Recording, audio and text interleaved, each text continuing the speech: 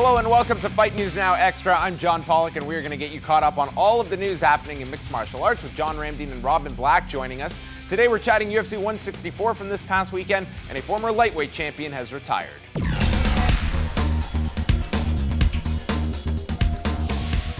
The BMO Harris Bradley Center in Milwaukee saw the crowning of a new UFC lightweight champion on Saturday night as Anthony Pettis submitted Benson Henderson at 4:31 of the first round. Henderson was in a deep armbar and forced to verbally submit and ending his 18-month title reign. It was not without a price, though, for Pettis, as he reportedly hurt his knee during the fight, the extent of which is not yet known.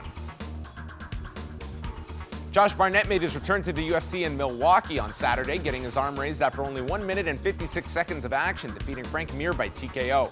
The fight was the most controversial of the night, with Mir eating a knee from Barnett and plummeting to the mat as referee Rob Hines ended the bout and led to Mir protesting the stoppage and was very upset at the post-fight press conference. On Monday, 40-year-old Sean Shirk announced he was retiring from mixed martial arts. Shirk became the UFC lightweight champion back in October of 2006 at UFC 64 on the same card where Anderson Silva won the middleweight title. Shirk would be stripped of that title following a July 2007 win over Hermes Franca when he tested positive for nandrolone, but would return to the UFC for another 2 years of fighting, with his last bout taking place in September of 2010, where he defeated Evan Dunham by split decision, and he retires with a record of 36-4-1. And we end with news of the passing of former WBO heavyweight champion Tommy the Duke Morrison, who died Sunday night at the age of 44. Morrison was a promising star during the height of the 90s heavyweight division, defeating George Foreman in 1993 for the WBO title, but lost it less than 4 months later to unheralded Michael Bent. His career was halted in early 1996 when he tested positive for HIV, but would make a quiet comeback in 2007 for 2 fights, but is probably most well remembered for his role as Tommy the Machine Gun in Rocky V. And we're here with John Ramdeen and Robin Black. Tons of stuff to talk about, only a short amount of time to do so. Anthony Pettis is the new UFC lightweight champion. My first question to you guys is, the fight with Jose Aldo has been thrown out there. Is that the direction you would like to see, and how do you put that fight together, barring that both men recover from these injuries that they're currently dealing with? Yeah, I think you just have to figure it out based on the landscape, based on the time.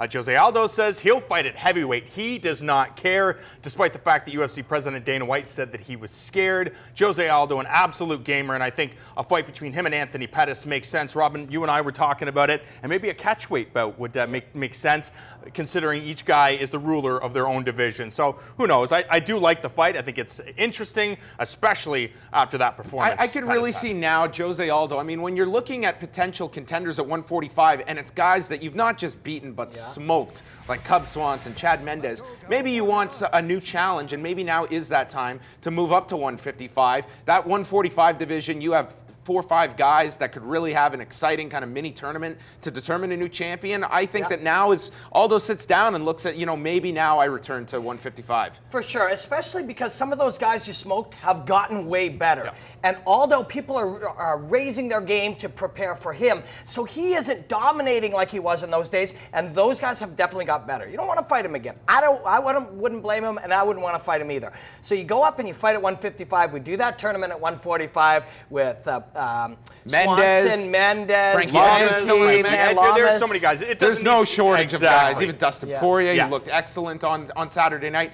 Let's go to the co-feature. Josh Barnett returns to the UFC, gets his arm raised. Certainly the most controversial finish of the night. I thought maybe slightly early, but I didn't think this was an egregious stoppage. I don't think Rob Hines deserves this criticism that he has gotten, but naturally that's going to be the result here. What did you think of the stoppage? I think, number one, it was a perfect situation for Frank Mir, a perfect situation for the UFC, because Frank Mir says, this fight was stopped early. The UFC agrees with him, so kind of no harm, no foul. What would have happened if things had continued? Well, I'll tell you what would have happened. Josh Barnett would have went down to the ground and absolutely obliterated Frank Mir, and then there would have been a stoppage. So I think it worked out for everybody. You create some storylines. There's a little bit of controversy, but everybody now knows that Josh Barnett is an absolute beast who belongs with the elite in the heavyweight division. I'm kind of 2 minds on it. Like, in one, I agree with you. He was probably, likely, almost certainly about to get destroyed. But he wasn't 100% about to get destroyed, and the job of the ref is to wait until you're out of the fight, and he wasn't out of the fight.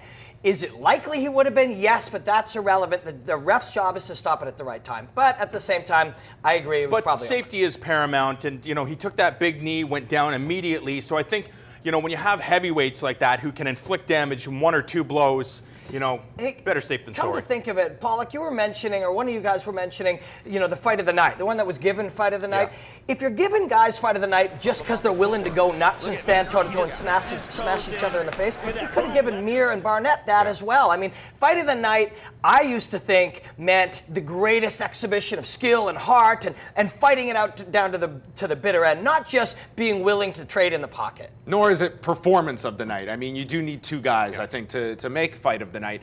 Ben Rothwell defeats Brandon Vera with a big flurry at the end of that 3rd round. Ben Rothwell here just coming alive late in the 3rd. Go back and watch that Mark Hunt fight and tell me that there was not something here. And barely a whisper here that Ben Rothwell looks unlike he has in so long here, late in a fight. Yeah. And the fact is, this guy was given an exemption for testosterone replacement therapy, but somehow he doesn't get the Vitor Belfort treatment. And granted, he's never tested positive for something in the past, but not even.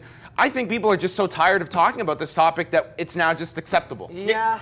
You know, but at the same time, because he's never dinged for it in the past, what if he really had lower testosterone? But I've seen this guy need an IV drip at the end of a fight, though. And look at this. Let's just say, for the sake of argument, just to play the other side, what if he really had low testosterone over time for whatever reason? The reason he used to gas is because his testosterone levels were lower than almost every fighter he faced. And now, I can't even say that seriously. I mean, it's a weird one, man. We're not really supposed to talk about it. Don't you get the feeling that nobody wants to talk about it? But this is a weird one. We're in a time of change in how drugs and sport are working together. I wonder how quickly Sol Paleli and Nikita Krylov are going to be applying maybe for some testosterone boost. Those 2 guys, and granted, Paleli had a rib injury, but nonetheless, those 2 had no business in a UFC octagon on Saturday night. Especially considering the rest of the card really delivered, and it was a double octagon shot.